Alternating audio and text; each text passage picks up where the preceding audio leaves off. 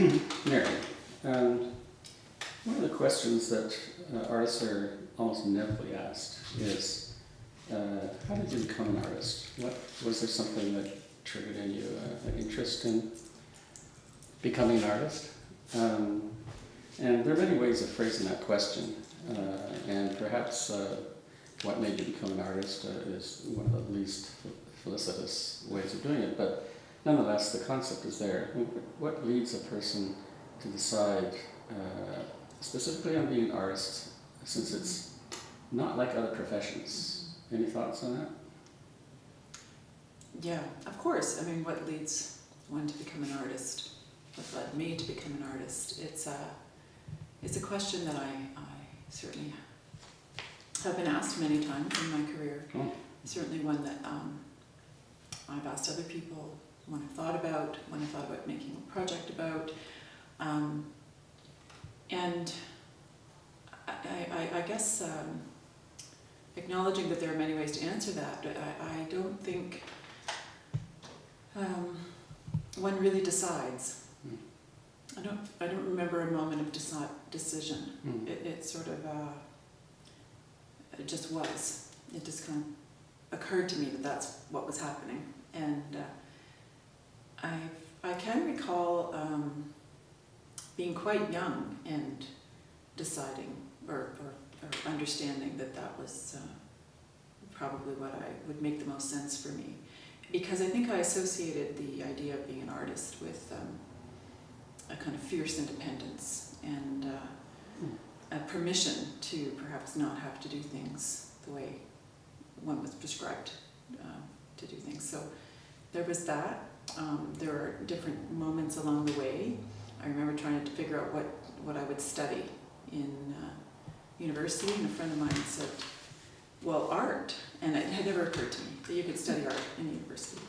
I didn't come from a family of artists, so there was no kind of direct guidance in that direction, but I came from a family of people who went to university and had degrees, but not academics.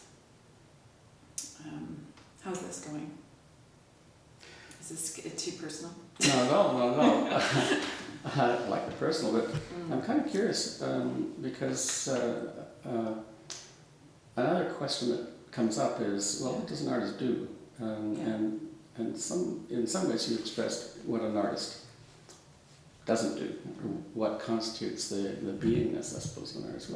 Do you have any thoughts about, or have thoughts occurred to you over the years as to what you think an artist does or can do? Well, I guess it depends on like which stage of life I'm considering. So, if I stay with the earlier period of life, it seemed that an artist would live a life that was kind of self-directed, perhaps not isolated, but a life of solitude and a life of work, where the work became what was the point, like what one does.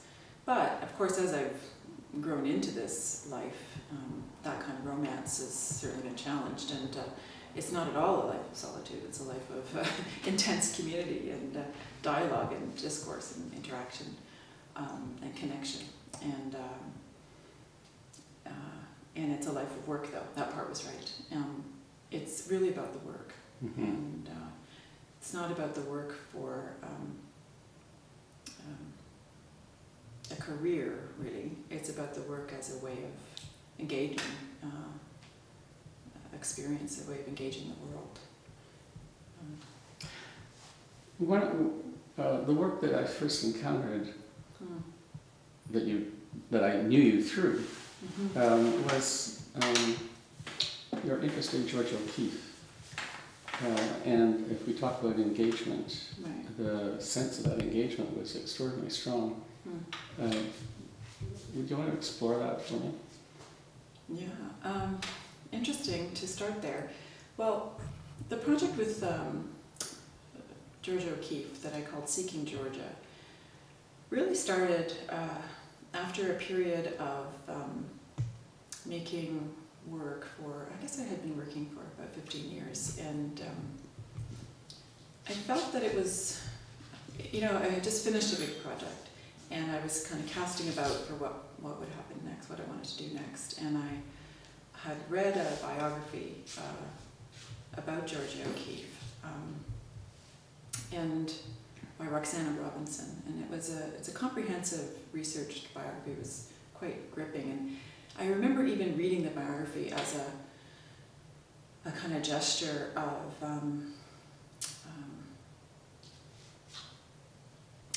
like giving myself permission to do something that I actually really wanted to do, because at that point I was an academic already, and I was feeling really overburdened with all of the responsibilities with this kind of work, and I just wanted to read this biography, whether or not I had time.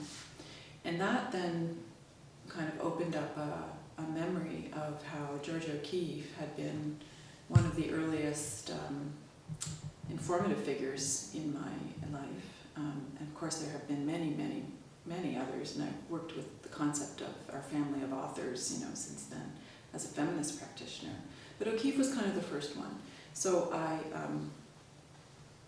and that was probably a calendar, or a book that was in the house or that kind of thing. And it opened up a kind of space in my imagination that got shut down again when I went to study art at York University, actually. I decided to go to New Mexico and see if I could get closer, kind of have an experience of proximity to this figure, this icon. And so I did, and that would have been in 2004. So, and then I applied for an artist residency and went to Santa Fe and spent 2 months wandering around the sites that O'Keeffe had worked in and lived in, and learned a fair amount, quite a bit. And I always, that was sort of the beginning of a way of working where I developed these archives of images and notes and interviews. And as I worked, I got closer and closer and closer to her. I was able to access her houses at a time when that was very difficult. I was able to go into the archives of the Georgia O'Keeffe Museum and Research Center and touch her clothing. I was able to touch her books. And I realized when I was in the library handling a book, and a slip of piece of torn Kleenex came out of the book. And I thought, oh, she used torn Kleenex as bookmarks. And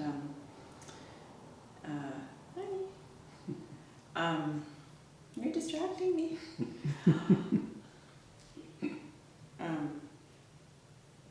That the whole project was in some way about trying to touch something that O'Keeffe had touched, partly because it was very difficult to gain that access. There was a huge amount of protection around her legacy and her work, so it wasn't that easy to get access. So the project I did was in response to that. So what I ended up doing was gathering earth at the sites that she made her paintings that I was able to locate,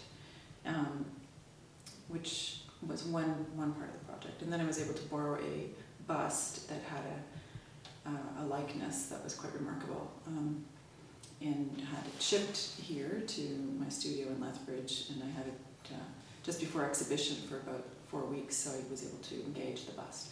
There she was sitting in the studio, and it was so lifelike.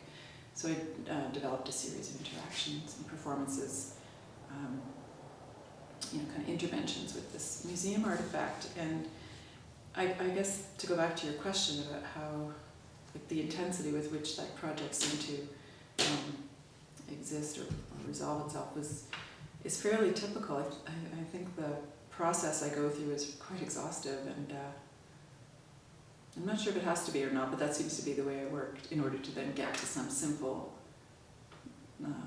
kernel, Because I feel that the video, after all of that research and fieldwork and work and gathering and documenting and archiving and looking through books and reading more books, the kernel of the work was in the video engagement, where the text then was able to speak in a kind of a voice that was both slightly ironic and earnest about this cult icon and what she meant to the world, no longer just to me.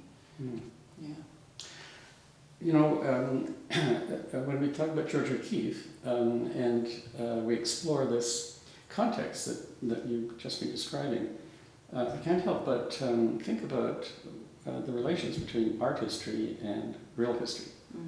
And just how the two fit together or what their interconnections might be. Have you thought about that at all or explored it?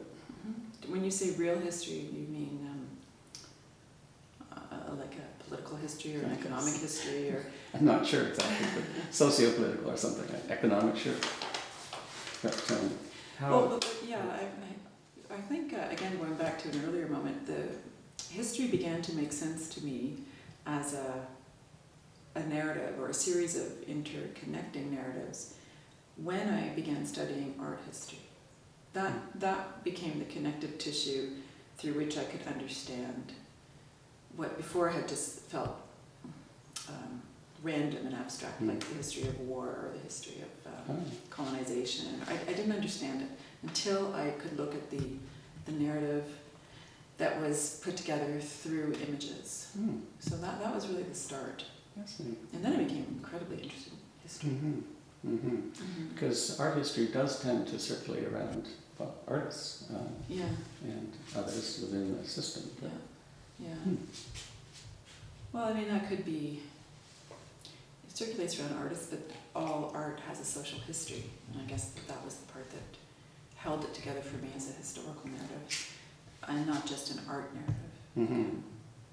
Art about art, or the kind of consistent resistances of one movement to another and so on. It was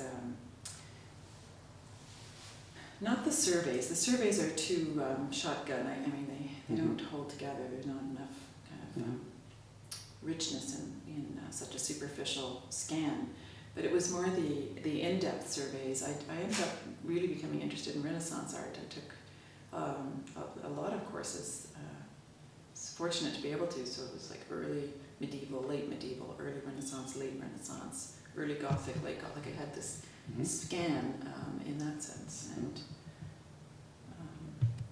I guess that stayed with me. As you say that, it occurs to me that would it be too much of a leap to say that the study of art history, because I'm going to start with the thought that socio-political, economic and such, the histories that bind us together as communities, would it be too much to think that if that seems very often somewhat abstract and structural, that art history was one vehicle by which you could bring the sense of person into that very complicated history that we all experience. Yes. Is that true? That art history was the vehicle through The which I vehicle could bring... for the... And you talked about biography as well. Yes. Was art history that, in a sense? I think for me, absolutely. I think art history is the history that makes the most sense, or biography. And I guess the thing that those two things have in common is narrative structure. So a story is told, and through the story, one has a sense of a time. And what I find really interesting in some of the projects I've been doing around that are historically based is that there's a kind of endless opening to that moment. And so every time I start something like that and then start to get into it, I feel like this could be my life's work. Like, it's so big. I'm trying to understand the context of the Second World War.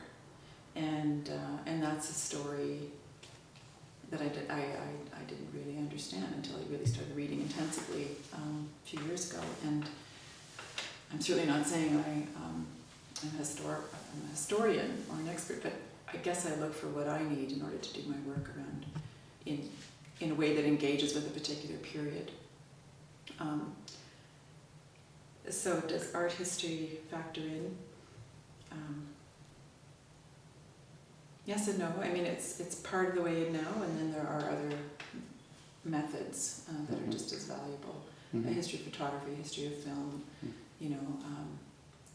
those sorts of visual archives that kind of help but one can never know. It's so vast, right? Of course, one of the phenomena that lingers around all of this is the public and the audience. And of course, artists make work not just for themselves, but for the larger body. When it comes to the public, or the publics, because there's so many of them, is there something specific that you want to touch, want others to experience? Again, that's a deceptively simple question, and I think the way I think about it is there are many publics, and some I'm interested in, some I'm less interested in. This comes up quite a lot in teaching as well, trying to discuss context in public with students who are grasping. And I guess I've decided that my public is primarily those that are engaging at the same level as I am. So that's who I'm really interested in discussing things with through the work that I make. So people that have the language, that understand a certain kind of material practice, that can engage it and get the signifiers and can read the codes, and but having said that, one also always wants one's work to be accessible or experienced by those that don't necessarily have that kind of secret key, right? And so I do always consider how material can be felt. So there's always a kind of first emotional gut response to the work. And I think about that, whether or not I can understand what that might be for someone who has no background in art, I don't know, but of course one wants that. And so for me, the public is a multi-layered thing, just like the work has to operate in many ways and in many layers. So it can be linguistic, and it can be felt, it can be very beautiful, it can be overwhelming, it can be quiet, that sort of thing. Well, that actually brings up a question that I was going to ask, and I'm just wondering if you've answered it. And that is the relationship that you find, whether you feel it or whether you intellectualize it, between the materials that you employ and the ideas that you're investigating. Right. And I don't know if you've answered that question. Do you think there's more to it than... Definitely. Well, that's always the question, isn't it? That what is the relationship between the material practice, the materials used, the choice of media, and the concepts and ideas one is trying to articulate or engage with? And I think that those two things are so connected and symbiotic that I don't have a particular method in that sense. It's not like material first and idea second, or idea first and material second. They kind of work together, I've determined. And my material practice is quite varied, and I think that probably reflects a philosophy of trying always to be open to another better way of pursuing a line of thinking in material. So I might decide that one project is more suited to a video recording rather than, say, note-taking, or just a photograph, that there is a voice that needs to be recorded. So then that's the material. Another project might be best articulated through watercolor, or through a graphite mark on paper, or through a performative gesture, or through a talk. The genre of giving lectures has started to become more interesting to me as I give more talks, and I think about okay, so the talk can be a way to kind of craft like a sketch of what might become a publication or what might become a bookwork, right? To kind of think about the text and image in relationship.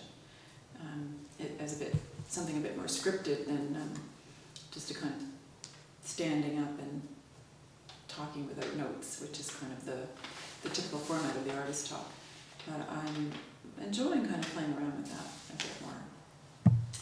Yeah. One of the things that I noted in some of the material that I read was what appeared to be an emphasis, or perhaps that was my reading, on performative action. And I'm thinking of the glass pieces as well, the breath pieces, which might be a very quiet version of performative action, but and I think back to the George O'Keeffe, and I think you mentioned that occurred there as well. Would you explore that as, and then you talk about lecturing? Yeah. Is that becoming or has it always been a central part of your practice? The performative action piece. Well, it's an interesting one. I think I'm still sort of formulating my relationship to it, but when I pause and think about it, the way I understand the performative part is a kind of attention to an embodied experience. And I don't mean that in a really simplistic sense, in that someone is painting in their studio and they're embodied and therefore it's performative. I mean, I suppose in a very basic way that is true of all gestures, but there's an intention that comes along with a certain kind of performative act or gesture that I'm thinking about. So with the glass work, it was a collaborative process because I had to, of course, work with someone who knew how to blow chemistry glass. And with his knowledge and my desire, we sort of came up with a method that we could work with materially, and it was pushing the boundaries of his material knowledge. And so he had to, he really got engaged in this thing. And we decided that in order for it to be my breath in the glass spheres, that I would do the blowing into the molten glass. So there was this sort of interesting, almost a choreographed duet kind of thing where, once it was hot enough, he did the really heavy lifting, heavy work, it would kind of come over to me and I would just, blow. So it was a very physical experience, and I guess sometimes that was actually filmed, and so that is a bit performing.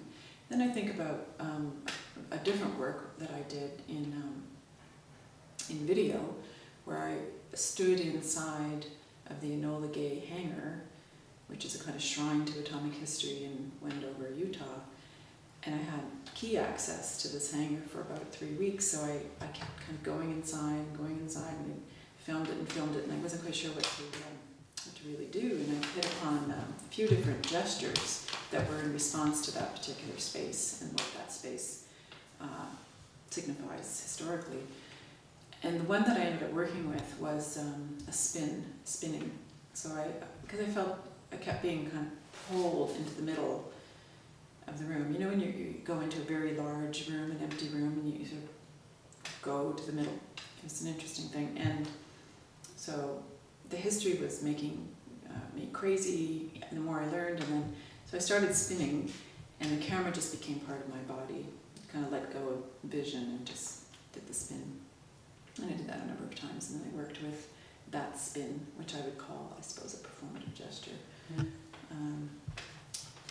What else? Even the fieldwork is performative. The way I have to embody different personas in order to access the information I want to access.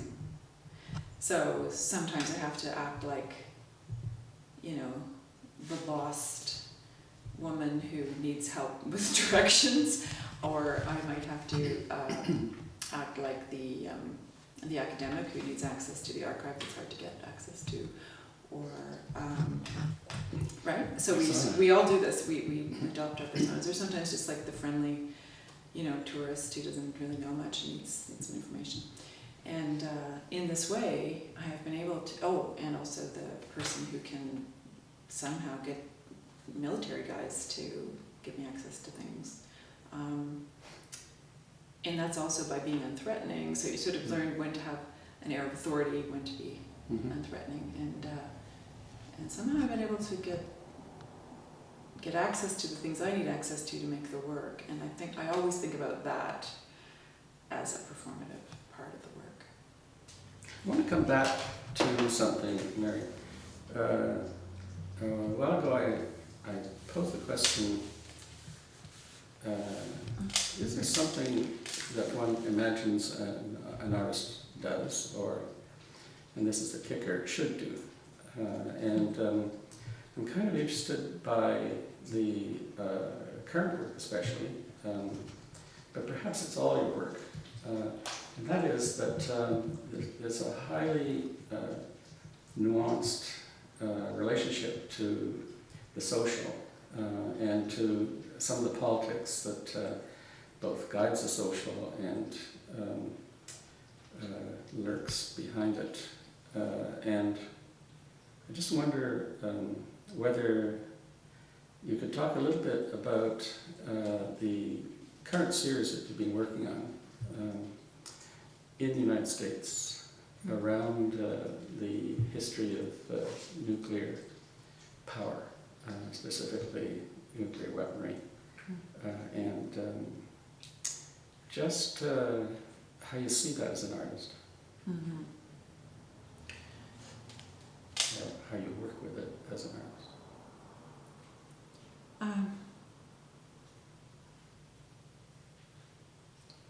It was never my intention to be an activist artist, to be an artist that engaged the political. The art has always come from a place of really just a tool to try and understand myself in the world, I think. That's one way to say it. It's been the one constant, the one place that things make sense to me through engaging intellectually, through this thing we call art making, this material practice that we do. And so having said that, it was not my intention to engage politically, but as I have become more knowledgeable, more experienced with the world, that inevitably becomes part of what I work on in terms of subject matter. When I started to work on the nuclear material, it actually followed the Georgia O'Keeffe project quite directly.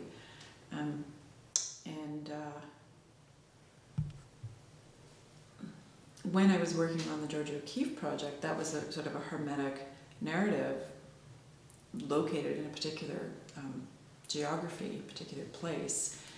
And I couldn't help but realize, oh yeah, right, there's this history of the state of New Mexico, which is the site of the Los Alamos and the Manhattan Project. I'll come back to this notion of what I notice in the work is the sense of an archive, a document, and to the extent that it's both an archive and a document, then from going back to the question of what should an artist do or can an artist do, in a sense an artist can turn things over to others to judge or to understand something better. Do you imagine that would be a motivation or a case in your own? Okay, so I can kind of pick up on the thread that I was trying to hold, and it was about this idea of judgment more than archive. I think that's a kind of a separate topic, which I'll come back to, but I'm a Canadian. I was born 20 years after the end of the Second World War, and to try and engage with an event that happened before I was even in the world has been interesting because it's in the living memory of many other people, but not mine. So it's through oral histories and histories that it comes to me. And I don't have any particular family investment. It's not a personal thing. So I had to think really hard about, well, what is it, why would I want to engage with this particular history so intensely? And I kind of realized, well, because it is in fact my history, and to cite the Derrida text again that we talked about the other day, the seven missives, he talks about how who better to discuss the atomic story than those who are not directly involved in it, because those that are directly involved in it have really made a mess of it, haven't they? And it's the rest of us that have to try and make sense. And in fact, it's our kind of moral imperative. It's our duty to examine this particular story. And that did help, actually, with a bit of a sense of permission to just do it and stop apologizing about not being American, not being in a military family, not being alive during the war. And whether, so people might judge, certainly I've been asked many, many times, well, what's it to you? Why are you working on this material? And that's okay. I feel that it's my story too.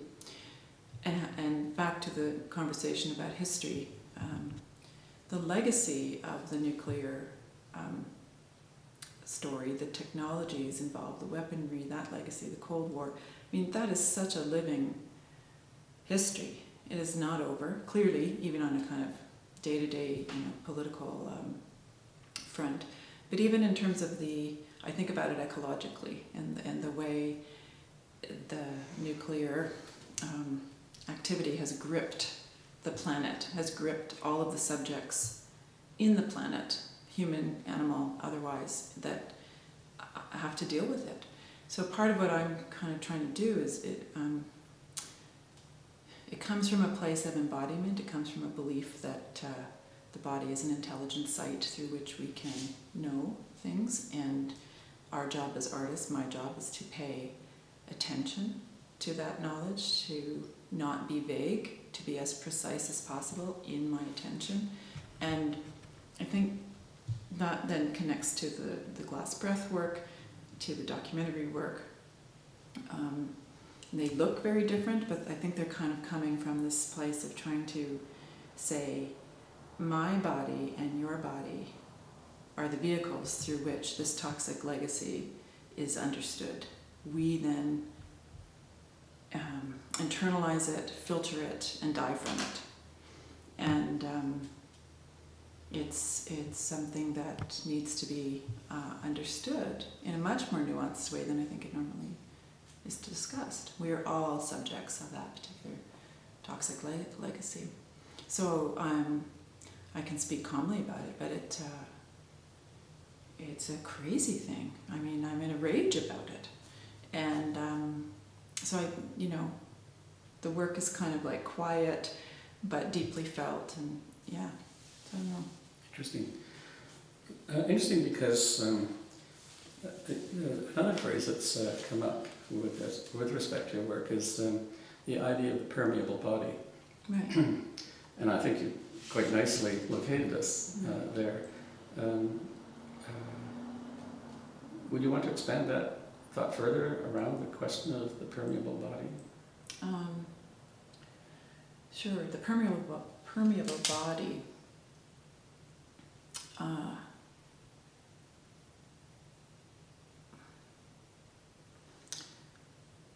When I'm doing the breath work, whether it's the line drawings or I've done audio work and I've done some the glass work I discussed, even the military work with the radiation technologists, behind masks. I think about the how technology is a kind of modernist construct, like the way we understand it now, the modernist construct of technology that would be this never-ending progress, and these evolutions of the technological then are designed to protect us from ourselves. So it's the work with the radiation technologists I ended up calling the expulsion, because I kept thinking they're wearing these masks to protect themselves from dangerous environments that we or they have created, and that's the garden. So, we've already all been expelled from paradise. We have, wrecked the garden. And some of those thoughts also come from a really wonderful book called Terror from the Air by Peter, what the hell's his name? Stroken or something. I'll get you the reference. But,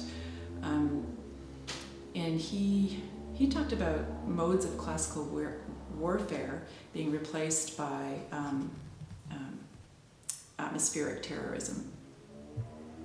And he goes back to the First World War and the mustard gas weaponry, and forward to the nuclear and biological weaponry, and even back to the plague, like the body being thrown over the wall of the city to spread the disease. So the idea of atmospheric terrorism that he discusses is really kind of simple. It's in classical warfare you have one weapon, one bullet, one sword, and one body. So it's expensive. Of course, the concentration camps in Auschwitz and so on are classic atmospheric, like the technology of the atmosphere, the philosophy of the atmospheric weaponry is relevant to those methods of killing en masse. So the idea is that the atmosphere that one is dependent upon to sustain life is made poisonous. So it's not one body, one body, one body. It's an environment, and that is made toxic. So I guess the permeable body question kind of wanders around those different kinds of thoughts. Yeah.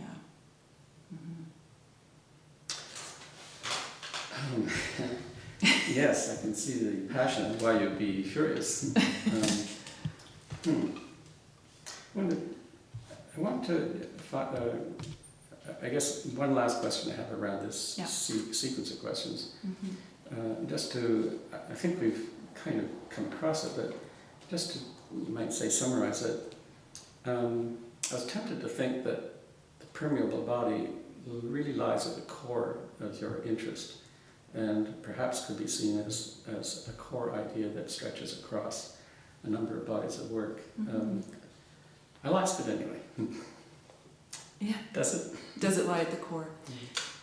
Does the permeable, I remember how does the permeable body lie at the core of several projects in terms of the interest? Yes, definitely. And I actually want to thank you for pointing that out, because I think about it, I talk about it in my statements, but yeah, I can actually trace it back to an earlier moment, if that's useful. Also with the medicalized body. When I was an artist in my 30s, I was thinking quite a bit about the medicalized body. And that was how I was framing it. And that work started with an experience of our medical system when I was being tested for an autoimmune disorder, but we didn't know what it was, so I was going through scans, and in the process of going through these medical tests, which ironically are dependent upon nuclear medicine and nuclear technology, so of course I think about that now, I realized, so I was thinking about the idea of subject, object, and authorship, and who authors the stories of others, and power relationships. Because every time I went to a particular doctor or technician, I had to retell my symptoms and condition, my story. And I realized, nobody else carries the story. Only I carry the story. They all depend on me to tell them some kind of comprehensive story. So I could completely miss huge bits if I felt like it. And even though now we have medical documents that are digitized and online, it's still true. The fragmentation is worse, in fact. And the medicalized body then was a body that was subject to that fragmentation, and I was kind of dealing with that at the time, and I worked with the images of the scans. And I mean, this is pre-digital, really, so I worked in a dark room and made contact prints, and then used the reverse image and made paintings that would, so my body became the size of a kind of large animal, like a cow or a whale or something. So I think even then I was starting to consider some of that. And when you start to consider something at a young age, it stays with you, or some remnant of it stays. And now it's a bit more focused. Yeah. We may come back to other works as we move through these questions, but I want to shift a little bit over to the question of teaching, because as you mentioned a bit earlier, you're a committed teacher, and indeed you've done academic administration as well. And of course, a core question around that is, well, a dumb question would be, why do artists teach? But what a better question perhaps would be, what is it that, as an artist, you find teaching provides that perhaps some other profession or some other involvement perhaps might not? Well, I mean, we are all economically bound to figure out how to construct a life where we can make our work, right? And for me, at this time, and being in Canada, teaching in a university really does seem like the most privileged structure for a life that I could ever see. And so when I figured that out, I just decided, okay, I think that this is probably what I should pursue until I ended up here. And but it's more than just an income. Teaching is a very creative act, constantly in need of renewal. Tired teaching is the worst teaching. It doesn't give the reward. So I'm always sort of reinventing. I mean, every day, every time, every assignment. Changing the order of an assignment can change a whole series of dimensions of the assignment. So teaching is a site of experimenting. It's a site to bring into focus the stimulations of travel and what happens in terms of looking at other work. When I keep an eye on projects that I see, whatever they might be, texts that I read that might be useful in the teaching. And it's also a place of constant dialogue. And I don't just mean with students. There's a certain level of dialogue with a student that's fresh and honest, and I like that it's always about ideas and not about the art world stuff. So that's good. But it's also a very collegial space, where I have lots of great colleagues and friends that in this institution and in other institutions where we can kind of talk about our teaching and about what that means. So I think it's a social space, really. And a space of ideas. And a space of ideas, definitely. Yeah. Which brings me to the thought that when we're engaged in the university, we're engaged also inevitably in quite intense discussions around philosophical questions and the theoretical texts that feed into those questions. I'm just kind of curious to what extent theory or philosophical investigations in a more formal sense have been necessary to your own practice. Well, the text is part of the practice. Philosophical well, I probably read more theory and history and literature than I do philosophy per se, but I think that inquiry is central to my work and my engagement with other people's work and with teaching. So in terms of like the schools of theoretical thought, I guess I would be comfortable talking about feminist theory and post-colonial theory. Now, whether or not I can talk about post-structuralist theory, I don't know. But it's kind of like the artwork is a space where all of those dimensions of intellectual inquiry come together. So definitely, I mean, I don't even know what order they all come in. For me, it's all about what gets internalized to a point where I feel comfortable claiming it, let's say. So I don't illustrate theory, I don't think. No, I wouldn't imagine so. But thinking of theory as a field of discourse, perhaps, and I like that image of a field, and we're all sort of wandering around in that field and bumping into things. Yeah. Perhaps it's more like that. Yeah. I don't feel. I'm not preoccupied with it. I teach it. I'm aware of its importance, and I just let it drift in somewhere. Does it drift into literature? Yeah, but unfortunately, probably boringly, like a lot of other academics, I don't have as much time to read as I would like, and I don't read as much as I used to. Mm-hmm. And I think about that, though, as something to really consider, and I think so much of that has to do not with I'm not reading literature because I'm reading history. I'm not reading literature because I'm on the computer all the time.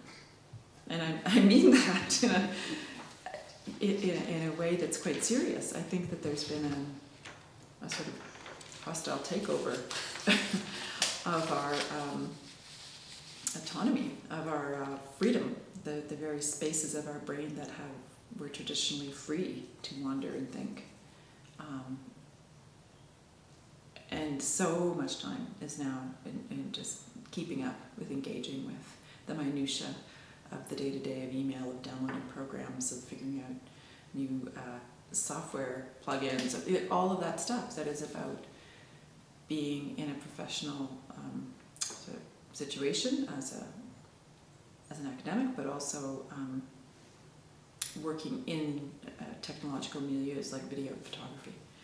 Intro. What do you think about the art system today? Or Mm-hmm. has it changed at all? Was it always more or less the way it is today? Or?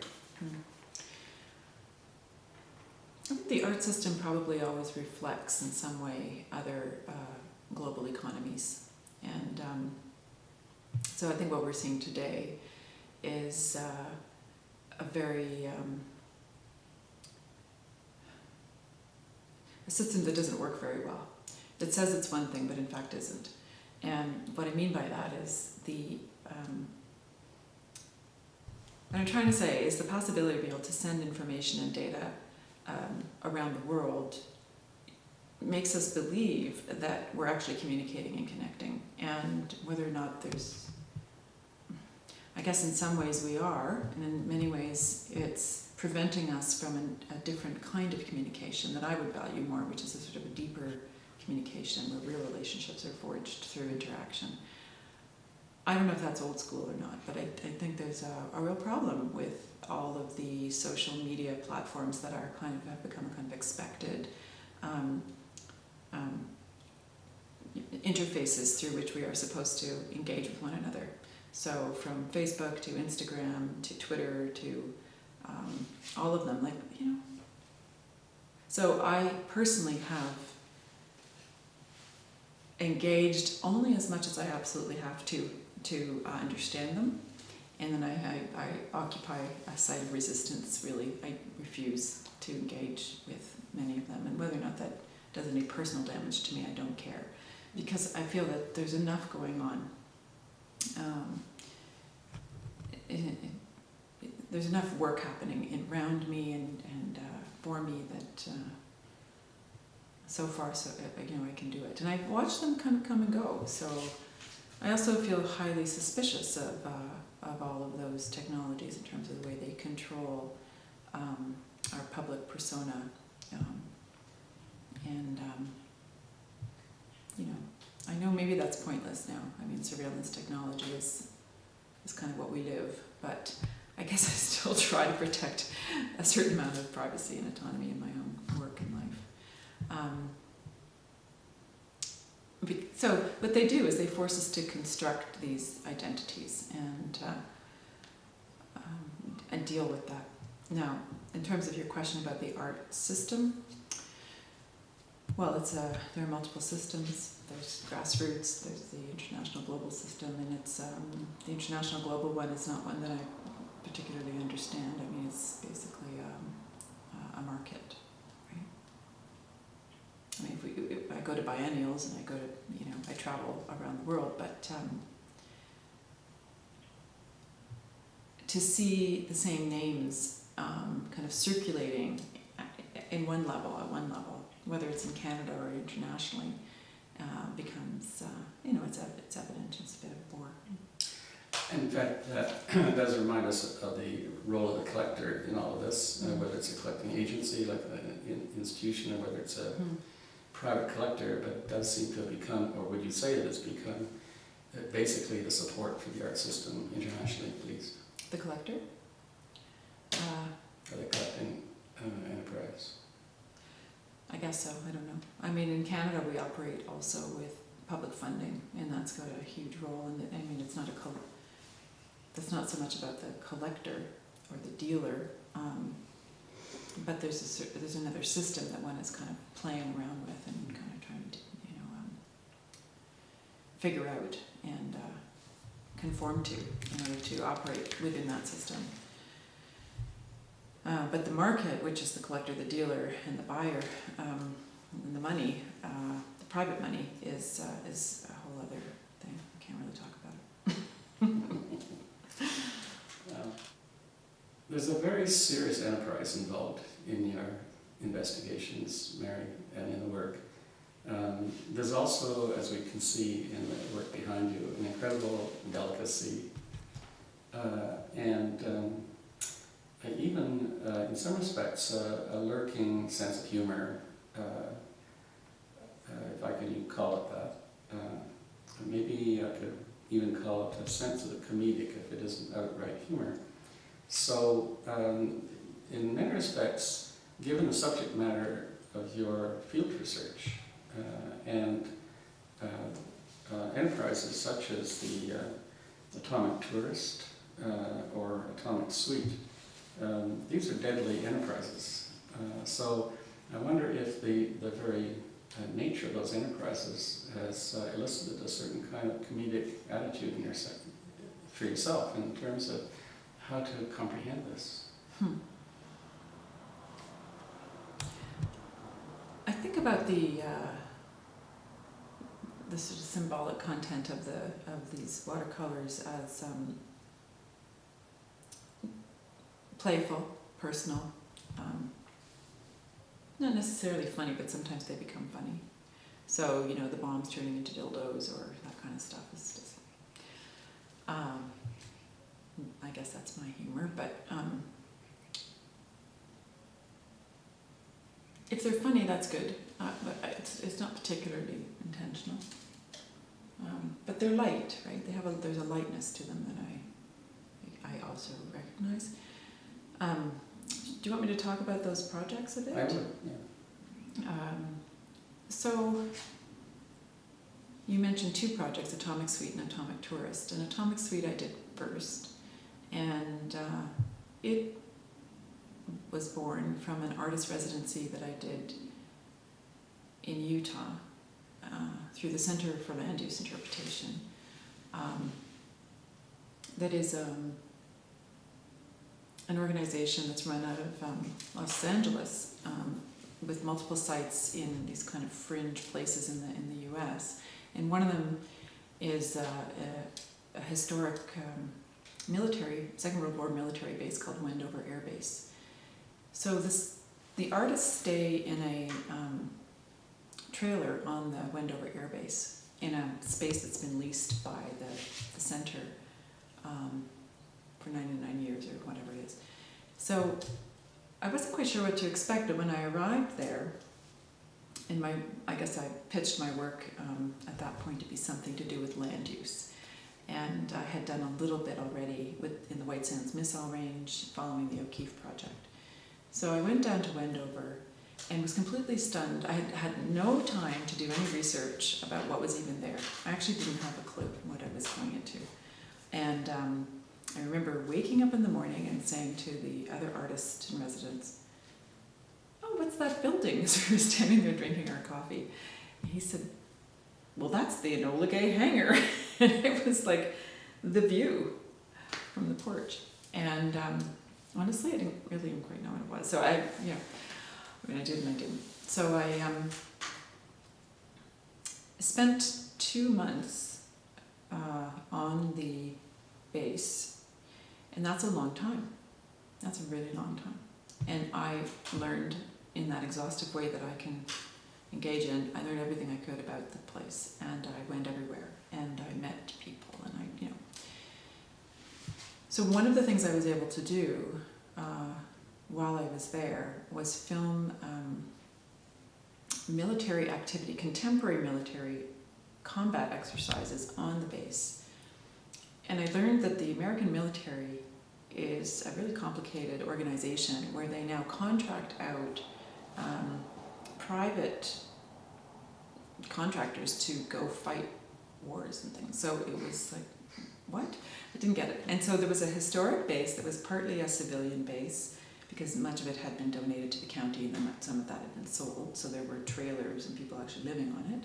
Some of it was a kind of trying to become a museum of a military site that was falling into decay. It was an active airport. The 5 original hangars from the war were still there, and one of them was still used, and there were runways and flights coming in from Salt Lake City. It's on the edge of a gambling town because this site is right on the border of Utah and Nevada. So in Utah, gambling is illegal, but in Nevada it isn't.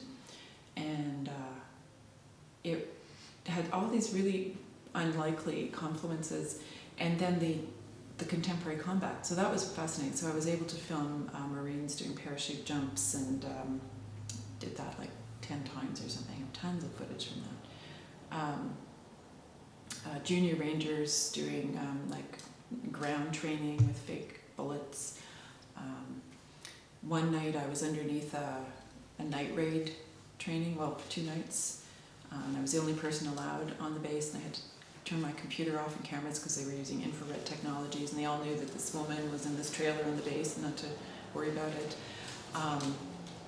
So there were all these sort of experiences of simulated war that became really interesting, and I started to think about how only through the training and through the simulation can the actual theater of war occur. Without this training, it wouldn't happen. So the training becomes a sinister sight. It's no longer benign. Anyway, while I was there, I also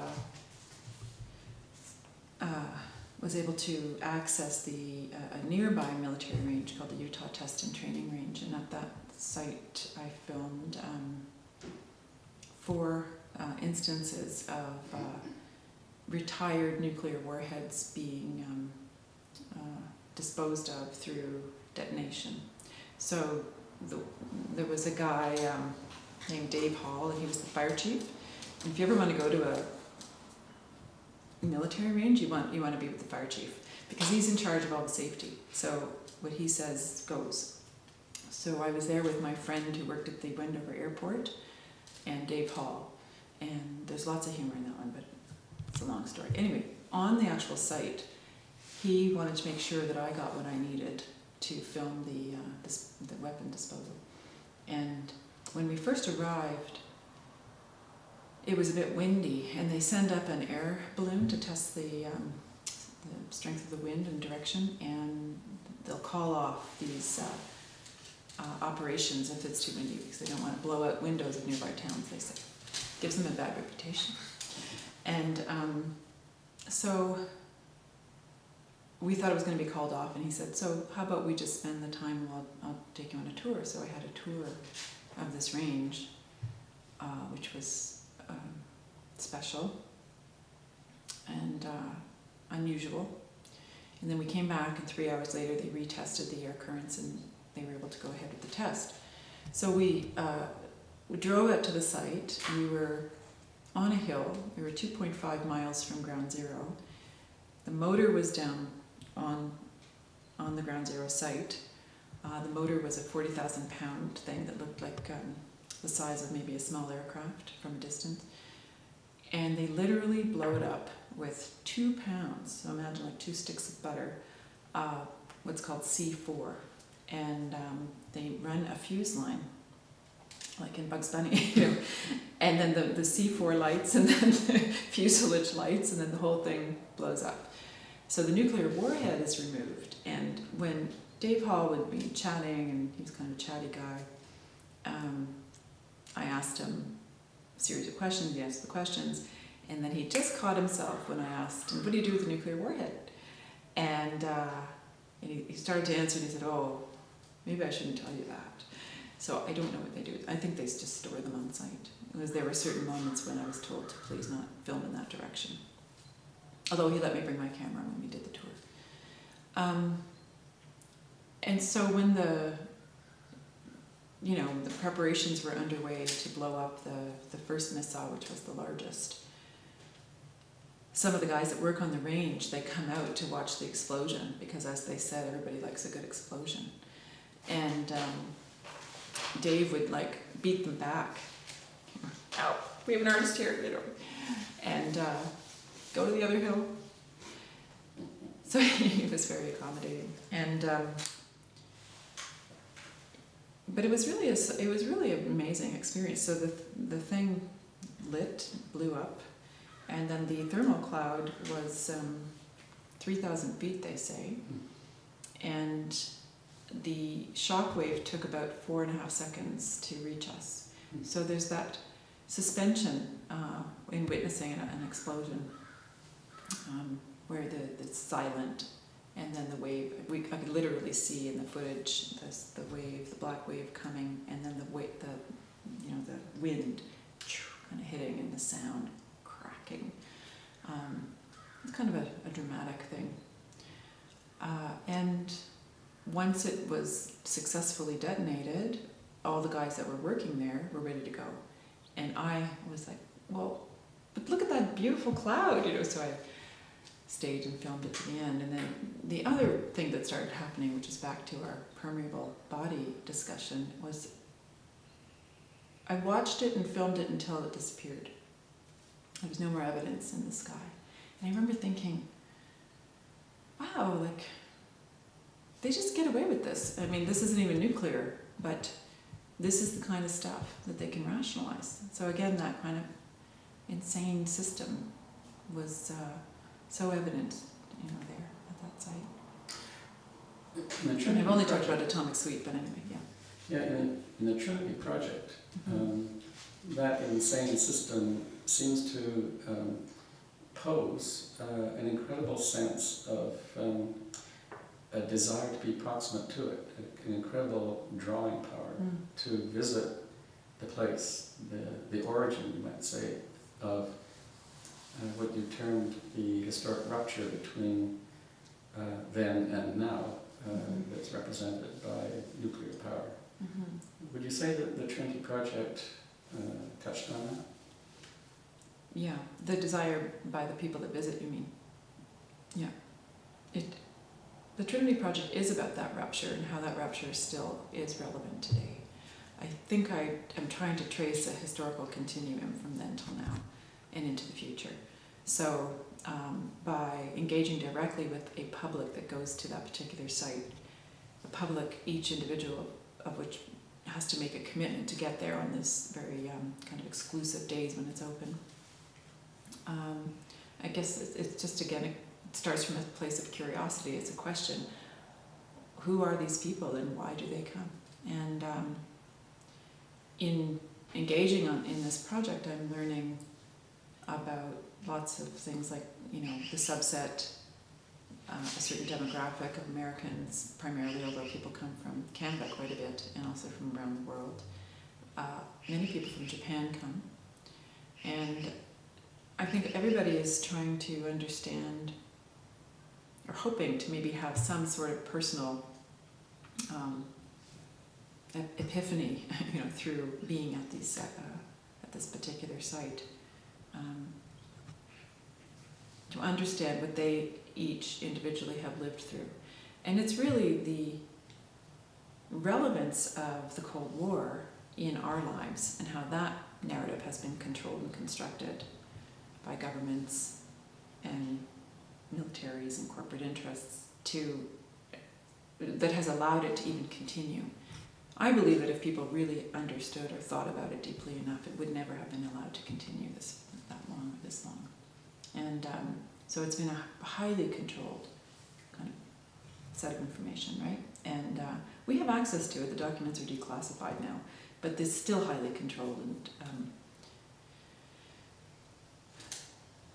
so the people that come have all lived through the fear era of the Cold War. And I actually think it's that they're trying to come to terms with, because maybe they feel this false sense of safety that the Cold War is over. I would be very curious next year when I go to think about, well, has that shifted? Our current political situation has changed, so will Americans feel that that's relevant? I don't know. One last question, perhaps. I'm thinking about the work as a whole, and I was tempted earlier to think that there was a base of ironic nuance in your practice, Mary. But I wonder if it's rather more a sense of observation. You do observe, you do field work and such. A kind of passionate observer of the disruption of the normal. Would you see your work in those terms?